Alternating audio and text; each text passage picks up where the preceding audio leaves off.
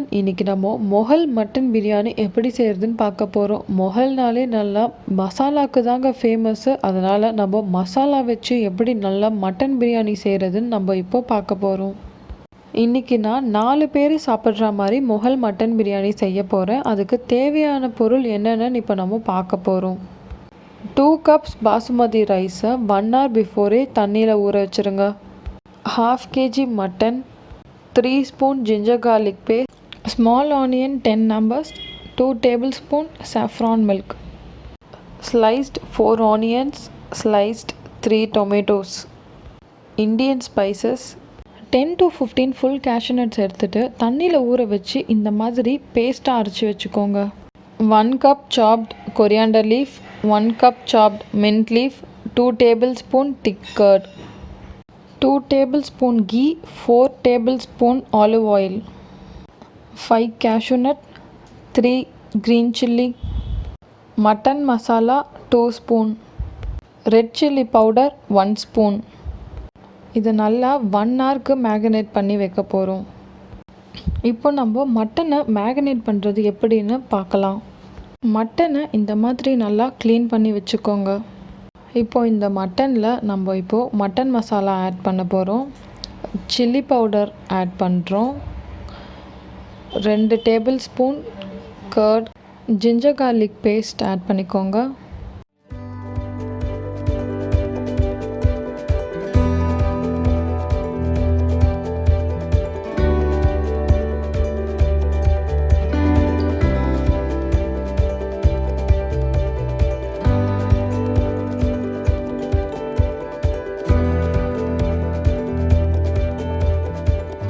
இதை நல்லா மிக்ஸ் பண்ணிவிட்டு அது மேலே இப்போது மின்ட் லீஃபும் கொரியாண்டர் லீஃபும் போட்டுக்கோங்க.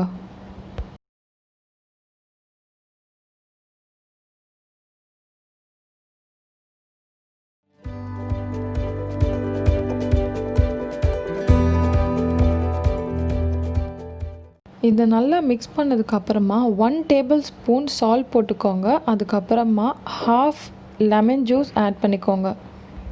இதை நல்லா 1 hourக்கு மேரினேட் பண்ணி வைக்க போகிறோம். பிரியாணி செய்கிற அளவுக்கு ஒரு பெரிய பாத்திரம் எடுத்துக்கோங்க. அது நல்லா ஹீட் ஆனதுக்கப்புறமா கீயும் ஆயிலும் போர் பண்ணிவிட்டு ஹீட் ஆகிற வரைக்கும் வெயிட் பண்ணுங்கள். ஆயில் இந்த மாதிரி நல்லா ஹீட் ஆனதுக்கப்புறமா இண்டியன் ஸ்பைசஸ் அதில் போட்டுட்டு நல்லா ஃப்ரை பண்ணிக்கோங்க. நல்லா பொரிஞ்சு வரணுங்க. அப்போ தான் நல்லா டேஸ்ட்டாக இருக்கும். அதுக்கப்புறமா நம்ம பேலன்ஸ் இருக்க ஜிஞ்சர் கார்லிக் பேஸ்ட் போட்டு நல்லா சாட்டே பண்ணணும். ஜிஞ்சர் கார்லிக் பேஸ்ட் இந்த மாதிரி நல்லா வதங்கினதுக்கப்புறமா சின்ன வெங்காயத்தை போட்டு ஒரு 1 minute சும்மா வதக்குங்க. வதக்கினதுக்கப்புறமா பெரிய வெங்காயத்தையும் ஆட் பண்ணிக்கோங்க.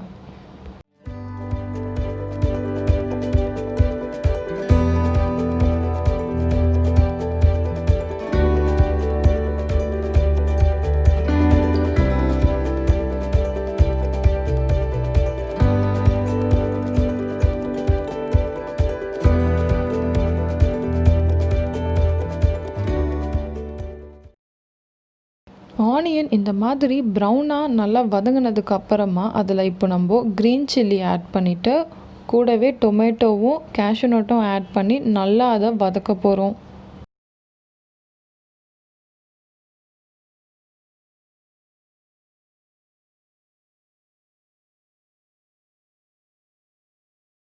ஓரளவுக்கு கொஞ்சம் வதங்கின போதே அப்போ நம்ம கொரியாண்டர் லீஃபையும் மின்ட் லீஃபையும் அதில் போட்டு நல்லா வதக்கணுங்க.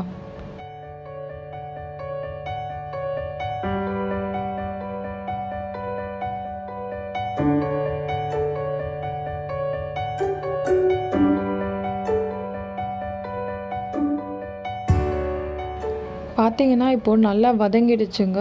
வதங்கினதுக்கு அப்புறமா நம்ம மேரினேட் பண்ணி வச்சுருந்த மட்டனை இப்போ இதில் போட்டுட்டு நல்லா வதக்கணுங்க.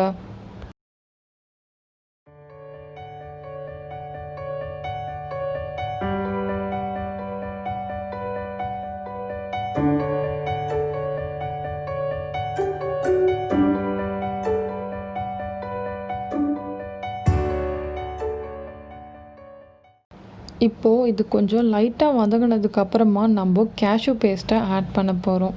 இதை ஆட் பண்ணிவிட்டு நல்லா வதக்கிட்டே இருங்க.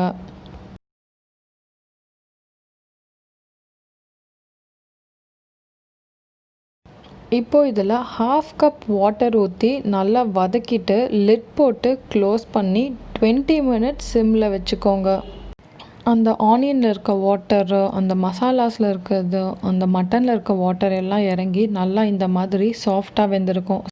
2 கப் ரைஸ்க்கு நான் 4 கப் வாட்டர் ஊற்றுறேன். அது நல்லா ஊற்றிட்டு அதில் நம்ம இப்போது கொரியாண்டர் லீவ்ஸையும் மின்ட் லீஃபையும் ஆட் பண்ண போகிறோம். இப்போது ஊற வச்ச அந்த ரைஸில் சாஃப்ரான் மில்க் ஆட் பண்ணிவிடுங்க. ஆட் பண்ணி லைட்டாக கொஞ்சம் மிக்ஸ் பண்ணி வச்சுக்கோங்க. பார்த்தீங்கன்னா தண்ணி இப்போது நல்லா கொதிச்சிடுச்சுங்க. இந்த மாதிரி நல்லா பாயில்ஸ் வந்ததுக்கப்புறமா நம்ம இப்போது இந்த அரிசியை ஆட் பண்ண போகிறோம். அவ்வளோதாங்க. ரைஸ் ஆட் பண்ணதுக்கப்புறமா லிட் போட்டு க்ளோஸ் பண்ணிவிட்டு சிம்மில் ஒரு 15 மினிட்ஸ் டம் கட்டி வச்சுக்கோங்க. 15 மினிட்ஸ் கழித்து கேஸை ஹை ஃப்ளேமில் ஒரு 1 மினிட் வச்சுட்டு ஆஃப் பண்ணிவிடுங்க. ஆஃப் பண்ணிவிட்டு ஒரு 10 மினிட்ஸ் வெயிட் பண்ணுங்கள்.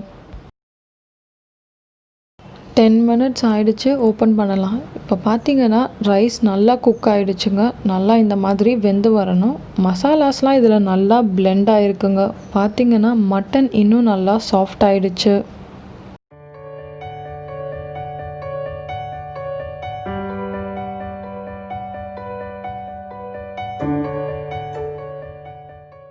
பார்த்தீங்கன்னா இப்போ மட்டன் எவ்வளோ நல்லா சாஃப்டாக குக் ஆகிருக்குன்னு பார்த்தீங்களா? இது நல்லா ரைஸோட பிளெண்ட் ஆகி ரொம்ப ஜூஸியாகவும் இருக்குங்க.